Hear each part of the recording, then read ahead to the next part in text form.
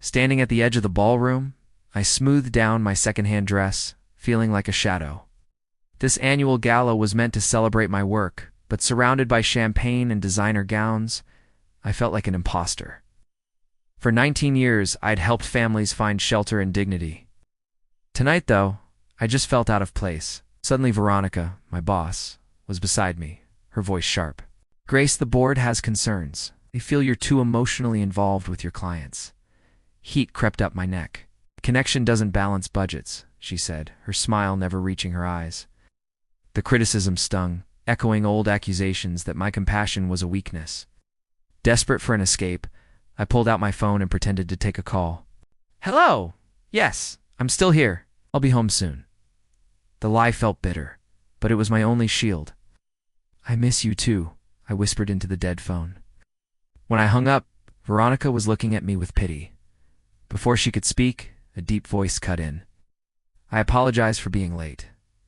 I turned to see Nathan Sterling, a man whose name everyone knew. He looked directly at me, and I knew he'd heard everything. "I hope I haven't kept you waiting long," he said, stepping to my side. Veronica's entire demeanor changed. "Mr. Sterling, I didn't realize you and Grace were together." Nathan just smiled at me. "We try to keep our personal life separate from work." He offered me his arm. "Ready to find our table?" The lie I'd just told now had a name, a face, and a very expensive suit. I was terrified, but I took his arm. "Yes, I'm ready." He led me away to a quiet alcove. "I'm sorry," I stammered. "Why did you do that?" "I heard what she was saying," he said calmly. "Wasn't right. We're on the phone with no one, trying to leave with dignity. I just gave you another option." My cheeks burned. He'd seen right through me. "But now she thinks we're together," I said, my voice rising. "That's crazy." Nathan's mouth curved into a faint smile. "Is it? People like her respond to perceived power. If she thinks you have powerful connections, she might treat you differently." I was stunned. He was suggesting we pretend to be a couple. "What could you possibly get from this?" I asked. His expression turned serious. 7 years ago, I lost my brother. Since then, people make assumptions. Sometimes it's easier to redirect those assumptions than to constantly explain myself. The raw honesty took my breath away. He was offering a temporary arrangement, a partnership to navigate situations we hadn't chosen. He handed me his card. "No pressure," he said gently. "If not, we go our separate ways. No harm done." As he walked away, I looked at the card in my hand. 20 minutes ago, I was whispering to a dead phone, pretending to have someone. Now, a real person was offering to step into that role. For the first time in years, I felt a crack in the wall I'd built around myself, letting in a single ray of unexpected light. What happens when a fake phone call leads to a very real proposal? The answer might change everything. Follow for part 2. The morning rain streaked down the window of the small coffee shop, each drop tracing a path like one of Grace's own anxieties. She'd been sitting here for 15 minutes, her fingers tracing the rim of a lukewarm coffee mug, replaying every decision that led to this moment. The gala, the unexpected offer, and now this meeting. Nathan Sterling had asked to meet somewhere neutral, somewhere comfortable. She'd chosen this place, a faded yellow neighborhood spot that smelled of espresso and fresh bread because it felt ordinary, it felt safe. That's what she needed right now. The bell above the door chimed, and Nathan walked in, shaking raindrops from his coat. In jeans and a simple sweater, he looked more approachable than the man in the formal suit at the gala. His eyes found hers, and he offered a genuine smile that eased some of the tension knotted in her shoulders. "Thank you for coming," he said, sliding into the chair across from her. "I wasn't sure you would." Grace managed a small smile in return. "I almost didn't. I must have picked up my phone to cancel 20 times last night." "What stopped you?" he asked. She paused, considering. Curiosity, maybe? Or desperation? I'm not sure which one won. She took a breath, gathering her courage. "What you did at the gala was kind. But I need to understand what you really want from this arrangement." Nathan ordered a black coffee before giving her his full attention. His expression was patient, open. "I want exactly what I said. A mutually beneficial situation where we both gain some breathing room from people who make assumptions about our lives." "That sounds too simple," Grace countered. Sometimes simple is honest, he replied. I'm not looking for romance, Grace. I'm not trying to fix my loneliness with a stranger. I'm just tired of being treated like I'm incomplete because I choose to live alone. Grace felt something loosen inside her. People do that to me too. They assume because I'm divorced and raising my daughter alone, I must be desperate for someone to rescue me. Are you? His directness caught her off guard. She looked down at her cup, thinking about the sleepless nights, the weight of every bill, every decision. No, she said finally, meeting his gaze. Not desperate to be rescued, but I am tired of being made to feel less capable because I am doing it alone. Nathan nodded slowly.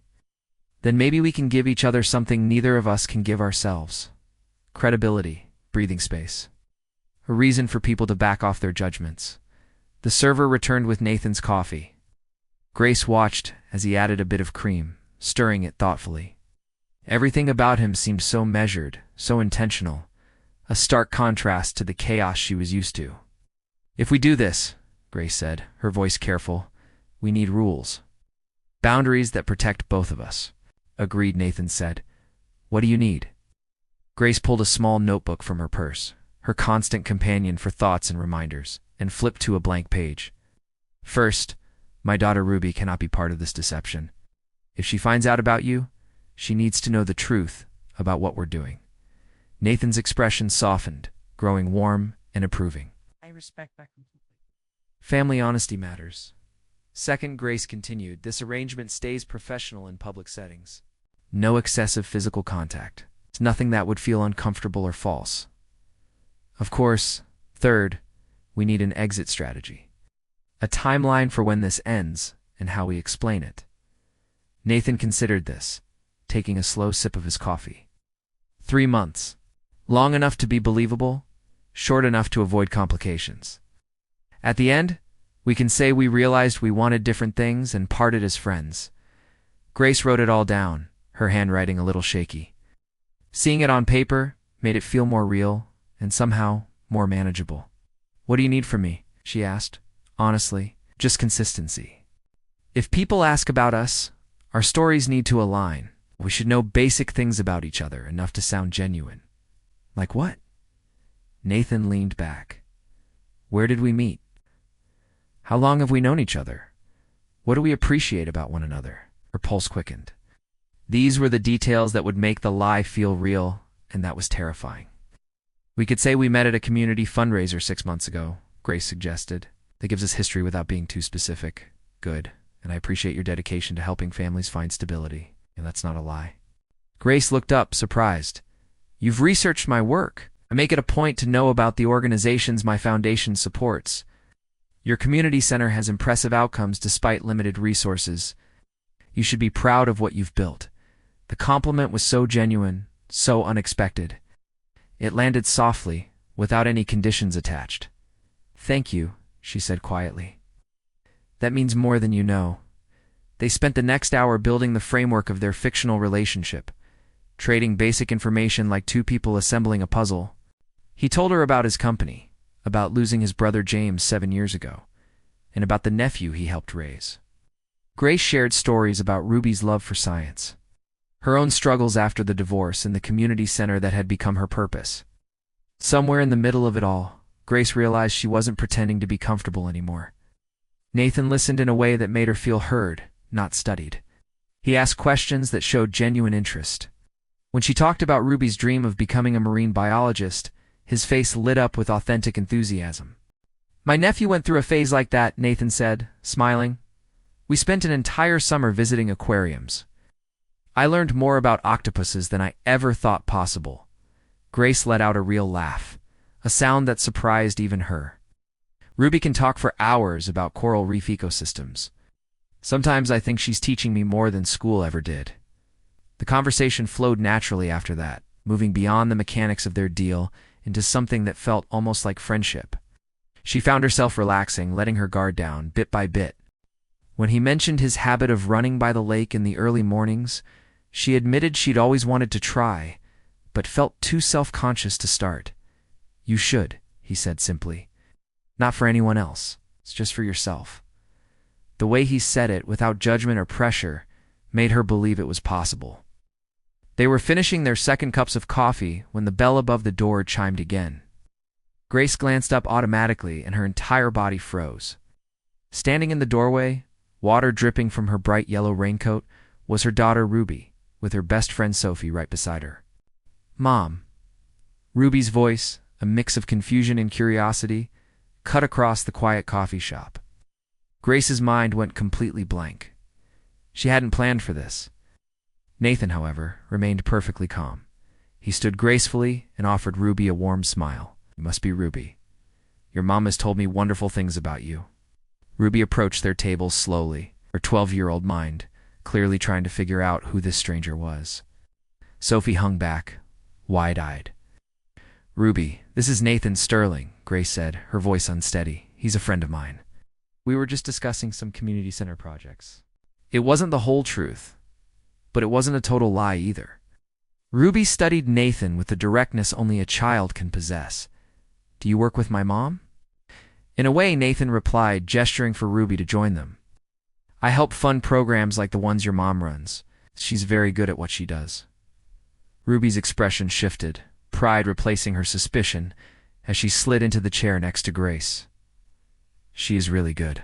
Last month, she helped a family find an apartment after their house had a fire." Nathan looked at Grace with what felt like true respect.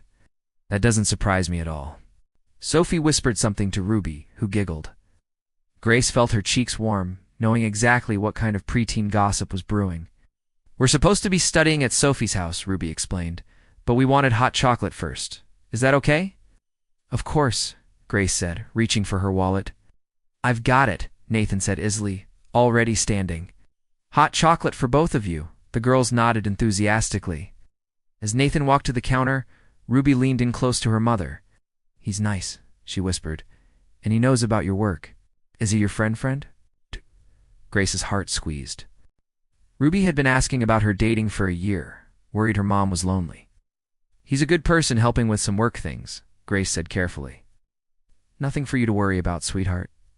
Ruby seemed to accept this, though her knowing look suggested she had her own theories.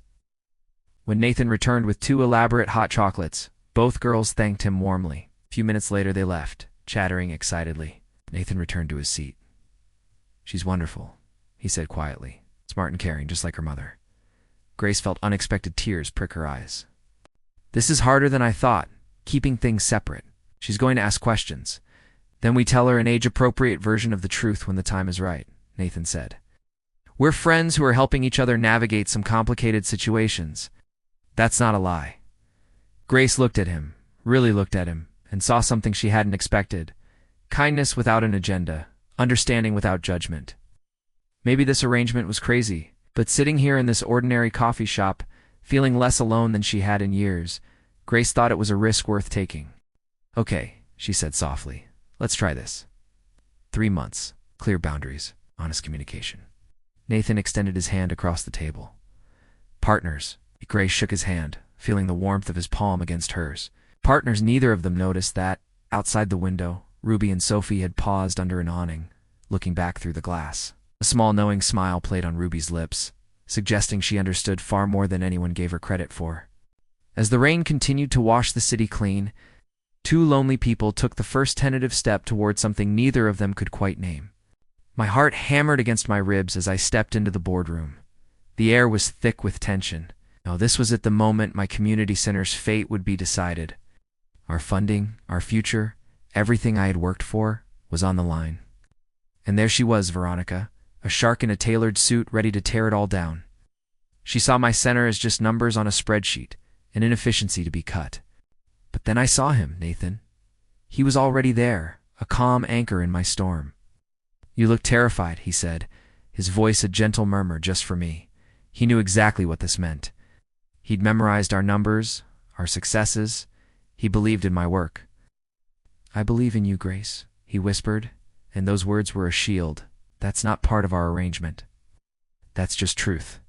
The meeting started, and my anxiety spiked.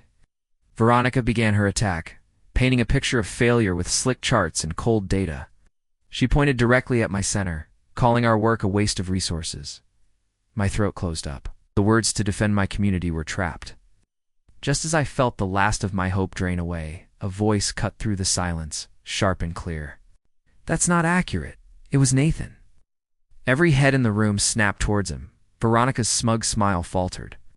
My fake boyfriend, the one who was just supposed to be a strategy, was stepping into the line of fire for me. And in that instant, I knew this was no longer just an arrangement. This was real. "Mr. Sterling, I understand your personal interest in defending certain programs, but the numbers speak for themselves." "They do," Nathan agreed. "But you're reading them selectively." He opened his own folder, pulling out documents Grace recognized as reports she had submitted months ago. The Mitchell Center operates at 23% lower cost per family served than the 3 largest centers in this network. Their success rate for long-term housing stability is 41% higher than the network average. Their client satisfaction scores are the highest we've measured in 5 years. Veronica's expression hardened. "With respect, your foundation's support doesn't give you voting authority on this board." "No," Nathan said calmly. "But it does give me the credibility to recognize quality work when I see it." Grace Mitchell runs one of the most effective community programs in this city, and trying to eliminate it because it doesn't fit your preference for centralized control is unabout efficiency. It's about ego. The room went absolutely silent. Grace stopped breathing. She had never heard anyone speak to Veronica like that, had never seen the executive director's carefully maintained composure crack the way it did in that moment. "That's completely inappropriate," Veronica said, her voice shaking slightly. "This is a professional discussion, not a platform for personal attacks." "You're right," Nathan replied. "So let's keep it professional. The data supports continued funding for the Mitchell Center. If this board votes to defund effective programs because of personal bias, my foundation will need to reconsider our partnership with this network entirely." The threat hung in the air like a thunderclap. Grace knew Nathan's foundation contributed nearly 30% of the network's annual operating budget. Losing that support would be catastrophic. One of the older board members, a woman named Margaret, spoke up. "I think we should table this discussion and review the complete data Mr. Sterling has referenced. Perhaps we've been too hasty in our analysis." Other heads nodded around the table. Veronica sat, frozen, outmaneuvered and furious. The board chair called for a motion to postpone the funding vote pending further review, which passed unanimously. As the meeting adjourned, Grace remained seated. Veronica left without looking at either of them, her heels clicking sharply against the floor. When the room emptied, Grace finally turned to Nathan. "You didn't have to do that." "Dat. Threatening to pull your foundation's support could damage relationships you've built for years." Nathan met her eyes steadily. "Some things matter more than comfortable relationships. You matter more." The words landed between them with unexpected weight. Grace felt something crack open inside her. "Nathan, this was supposed to be simple, mutually beneficial, professional. I know what it was supposed to be." His voice dropped lower. "But somewhere between coffee shop meetings and watching you light up when you talk about the families you help, somewhere between your daughter's questions about ocean conservation and the way you check on me when I seem tired, this stopped being just an arrangement for me." Grace stood slowly, her legs unsteady. "We agreed on boundaries. We did. And if you want to maintain them, I'll respect that completely. But I can't pretend I don't care about you beyond our agreement. I can't sit in meetings and watch people undervalue you without defending what I see. You're brilliant, Grace. You're dedicated and compassionate and stronger than you give yourself credit for. Those aren't observations from a fake relationship. They're truth." Grace's eyes burned with unexpected tears. "I'm scared. Every time I've trusted someone, every time I've let myself believe in something good, it's fallen apart." Nathan stepped closer but didn't reach for her. "I'm scared too. Haven't let anyone matter to me like this since I lost my brother. It's terrifying to care again, to give someone the power to hurt you. But Grace, I think the fear means it's real. It means it matters." The conference room felt smaller, the space between them charged with everything they hadn't said. Grace thought about her daughter Ruby's questions, about her own growing anticipation every time Nathan's name appeared on her phone, about the way her heart had swelled when he defended her work with such fierce conviction. "What happens now?" she whispered. "Ever you want. We can end the arrangement and walk away as friends. We can continue as planned. Or we can acknowledge that something unexpected happened and see where it leads. No pressure, Grace. This is your choice."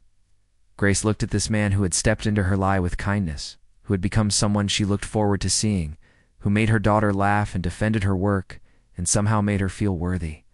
"I need time," she said finally. "Not to decide how I feel. I already know that. But to figure out if I'm brave enough to trust it." Nathan nodded, a flicker of hope on his features. "Take all the time you need. I'm not going anywhere." 2 days later, Ruby's school held its annual science fair. Grace had almost forgotten about it in the chaos. She arrived at the gymnasium to find elaborate displays of volcanoes, solar systems, and recycling projects. Ruby's booth stood in the corner. It's decorated with hand-drawn posters about ocean pollution and a working model of a water filtration system she had built. Pride swelled in Grace's chest. "Mom, you made it." Ruby rushed over, her face flushed with excitement. "I wouldn't miss this for anything, sweetheart. Your project looks amazing." "Nathan helped me find some of the research materials," Ruby said casually.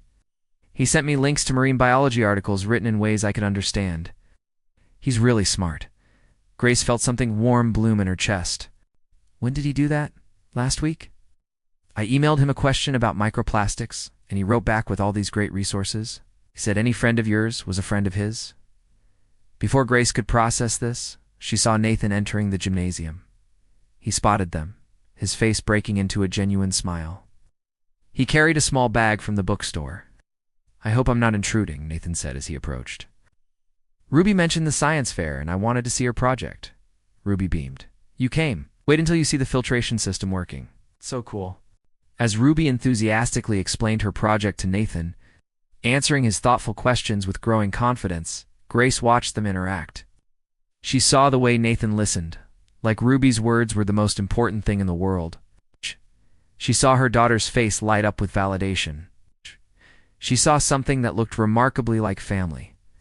In this moment, watching her daughter share her passion with someone who genuinely cared, Grace felt the last of her resistance crumble. When Ruby ran off to explain her project to the judges, Nathan turned to Grace and held out the bag. "I got something for Ruby. I hope that's okay." Inside was a beautiful hardcover book about marine conservation. Grace's throat tightened. "Nathan, this is too much. It's a gift for a remarkable kid who wants to save the ocean. Nothing about that is too much." Grace looked up at him. At this man who had started as a stranger offering a convenient lie and had somehow become someone who sent research articles to her daughter and showed up at science fairs. "I've been thinking about what you said," Grace began quietly, "about being scared but knowing it matters. I think I've been so focused on protecting myself from hurt that I forgot how to recognize something good. You stepped into my life at my lowest moment and treated me with more respect and kindness than I knew how to ask for. You care about my work, about my daughter. That's not fake, is it? Not even a little bit," Nathan said softly. Grace took a breath, feeling like she was standing at the edge of something vast and terrifying and beautiful. "I don't want to pretend anymore. I don't want boundaries that keep you at a safe distance. I want to see where this goes if we stop lying to everyone else and start being honest with ourselves." Nathan's entire expression transformed with hope and relief. "Are you sure?" "I'm terrified," Grace admitted. "But I'm also tired of being too afraid to reach for something real. So yes, I'm sure." He reached for her hand carefully, giving her every opportunity to pull away. When she didn't, when she laced her fingers through his, she felt something settle in her chest that had been restless for years.